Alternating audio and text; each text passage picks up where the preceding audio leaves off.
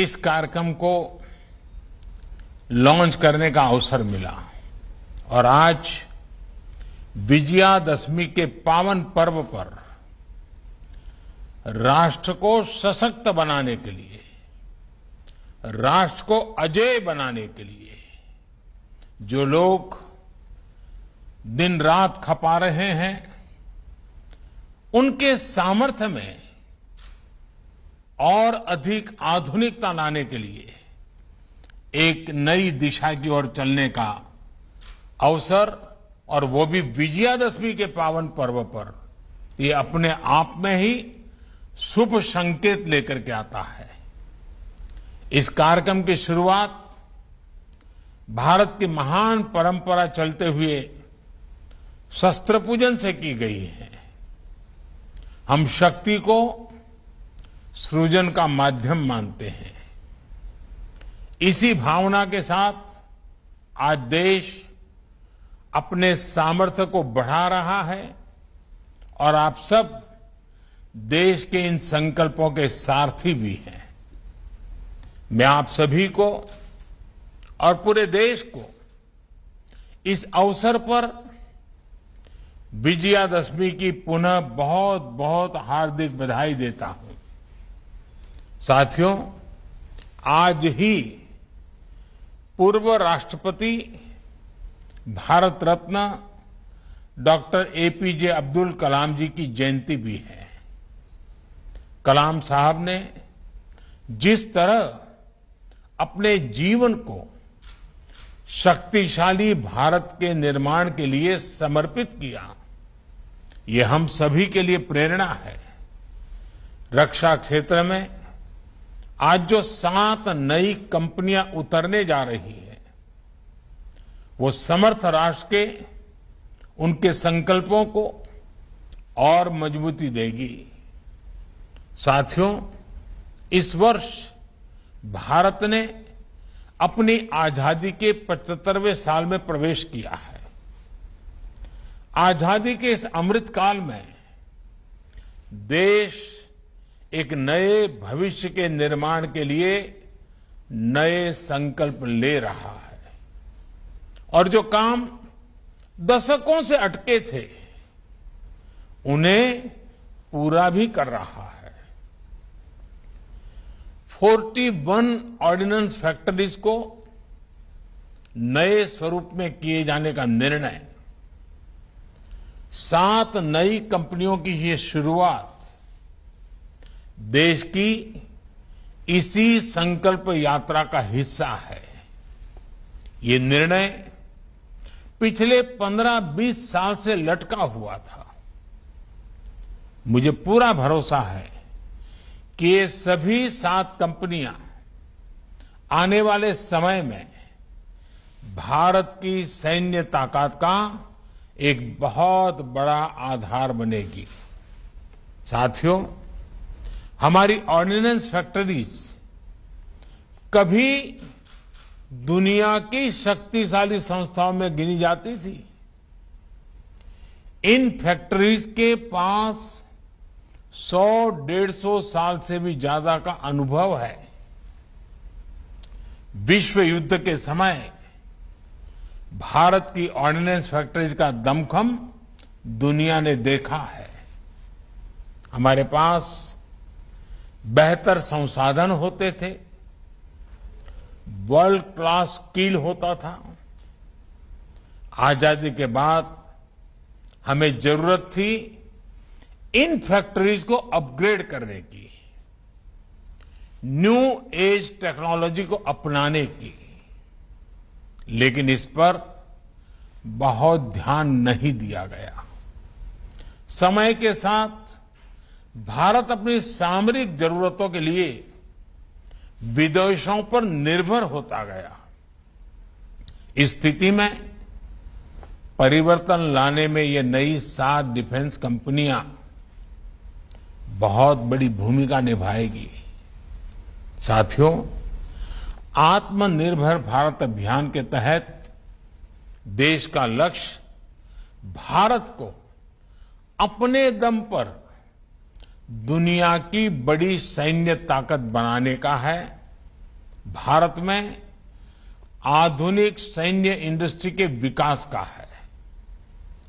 पिछले 7 वर्षों में देश ने मेक इन इंडिया के मंत्र के साथ अपने इस संकल्प को आगे बढ़ाने का काम किया है।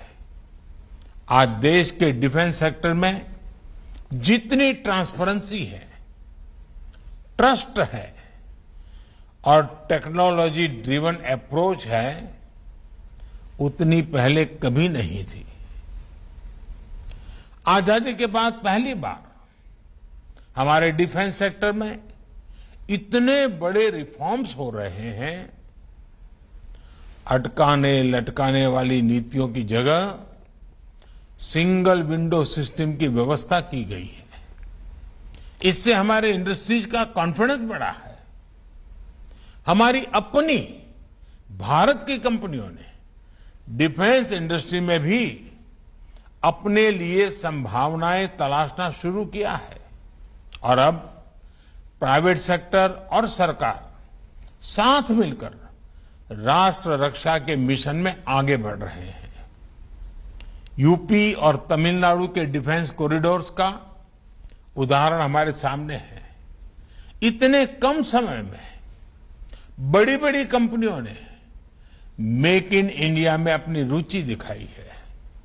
इससे देश में युवाओं के लिए नए अवसर भी तैयार हो रहे हैं और सप्लाई चेन के रूप में कई एमएसएमईज के लिए नई संभावनाएं बन रही है।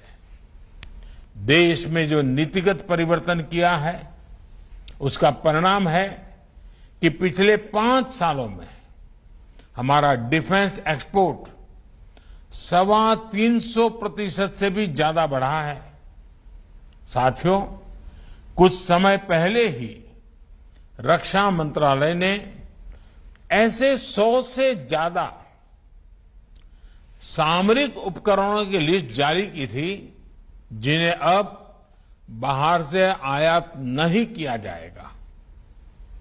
इन नई कंपनियों के लिए भी देश ने अभी से ही 65,000 करोड़ रुपए के ऑर्डर्स प्लेस किए हैं। ये हमारी डिफेंस इंडस्ट्री में देश के विश्वास को दिखाता है। बढ़ता हुआ विश्वास नजर आ रहा है। एक कंपनी एम्यूनेशन और एक्सप्लोजिव की जरूरतों को पूरा करेगी तो दूसरी कंपनी आर्मी व्हीकल्स मैन्युफैक्चर करेगी। इसी तरह एडवांस वेपन्स और इक्विपमेंट हो, ट्रूप्स कंफर्ट आइटम हो, ऑप्टिकल इलेक्ट्रॉनिक्स हो या पैराशूट, हमारा लक्ष्य है कि भारत की एक एक कंपनी न केवल इन क्षेत्रों में एक्सपर्टाइज हासिल करे बल्कि एक ग्लोबल ब्रांड भी बने। कॉम्पिटिटिव कॉस्ट हमारी ताकत है। क्वालिटी और रिलायबिलिटी हमारी पहचान होनी चाहिए।